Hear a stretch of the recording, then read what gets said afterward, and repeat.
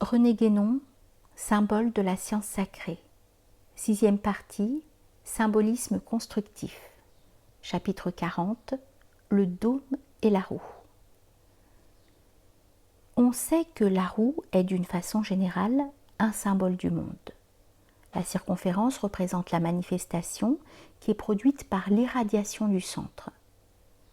Ce symbolisme est d'ailleurs naturellement susceptible de significations plus ou moins particularisées, car au lieu de s'appliquer à l'intégralité de la manifestation universelle, il peut aussi s'appliquer seulement à un certain domaine de manifestation.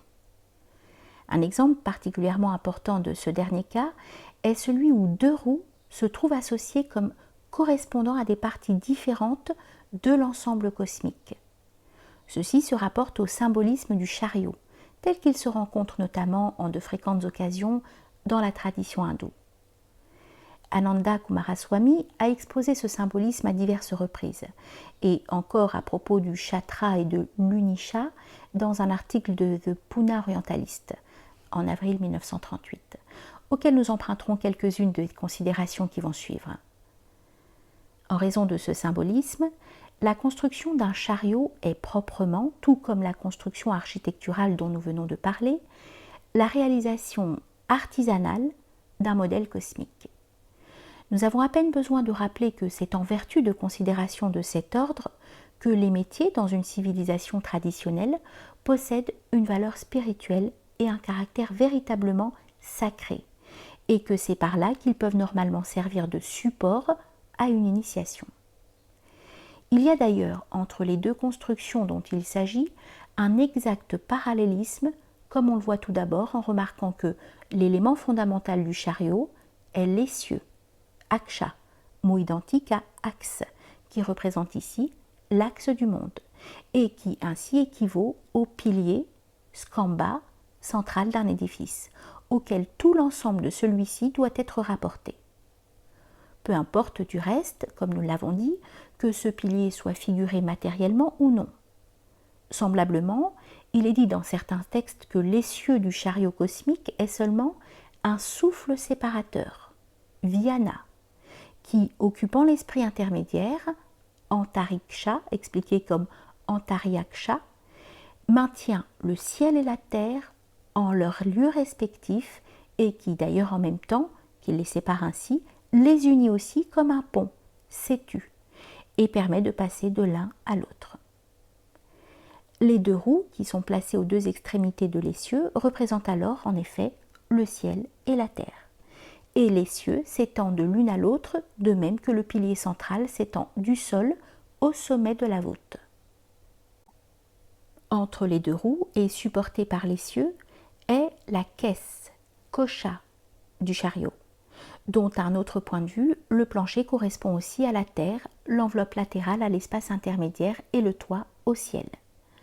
Le plancher du chariot cosmique étant carré ou rectangulaire et son toit étant en forme de dôme, on retrouve ici la structure architecturale étudiée précédemment.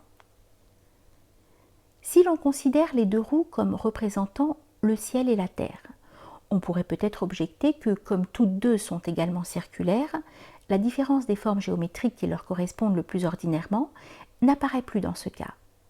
Mais rien n'empêche d'admettre qu'il y ait en cela un certain changement de point de vue, la forme circulaire se justifiant d'ailleurs de toute façon comme symbole des révolutions cycliques auxquelles elle est soumise toute manifestation terrestre aussi bien que céleste. Cependant, on peut aussi d'une certaine manière retrouver la différence dont il s'agit, en supposant que tandis que la roue terrestre est plane, la roue céleste a, comme le dôme, la forme d'une portion de sphère. Cette considération peut sembler étrange à première vue, mais précisément, il existe en fait un objet symbolique qui unit en lui la structure de la roue et celle du dôme. Cet objet, dont la signification céleste n'est nullement douteuse, est le parasol, chatra.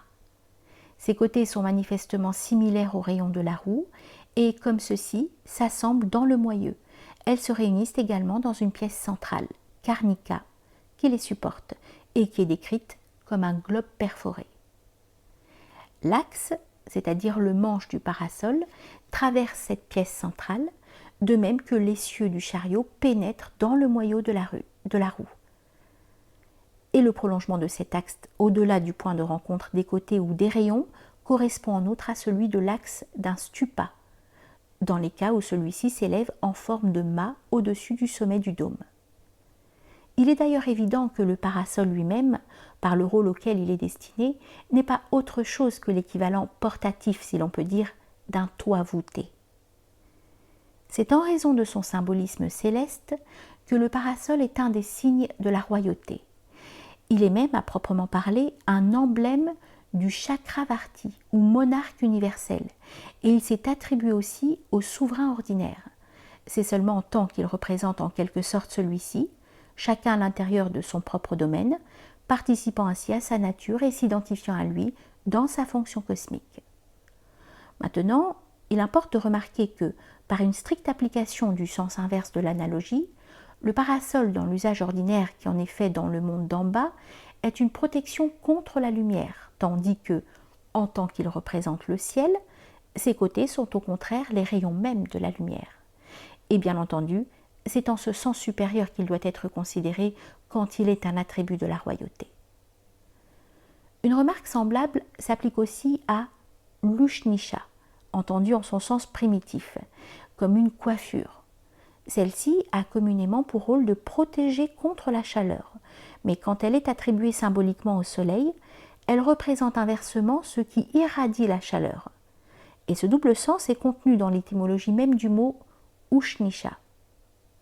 Ajoutons que c'est suivant sa signification solaire que l'ushnisha, qui est proprement un turban, et peut-être aussi une couronne, ce qui est d'ailleurs la même chose au fond, est aussi, comme le parasol, un insigne de la royauté. L'un et l'autre sont ainsi associés au caractère de gloire qui est inhérent à celle-ci, au lieu de répondre à un simple besoin pratique, comme chez l'homme ordinaire. D'autre part, tandis que l'ushnisha enveloppe la tête, le parasol s'identifie à la tête elle-même. Dans sa correspondance microcosmique, en effet, il représente le crâne et la chevelure. Il convient de remarquer à cet égard que dans le symbolisme des diverses traditions, les cheveux représentent le plus souvent les rayons lumineux. Dans l'ancienne iconographie bouddhique, l'ensemble constitué par les empreintes de pieds, l'autel ou le trône et le parasol, correspondent respectivement à la terre, à l'espace intermédiaire et au ciel. Figure d'une façon complète le corps cosmique du Mahapurusha ou de l'homme universel. De même, le dôme, dans des cas tels que celui de Stupa, est aussi à certains égards une représentation du crâne humain. Et cette observation est particulièrement importante en raison du fait que l'ouverture par laquelle passe l'axe, qu'il s'agisse du dôme ou du parasol, correspond dans l'être humain au Brahmandra. Nous aurons à revenir plus amplement sur ce dernier point.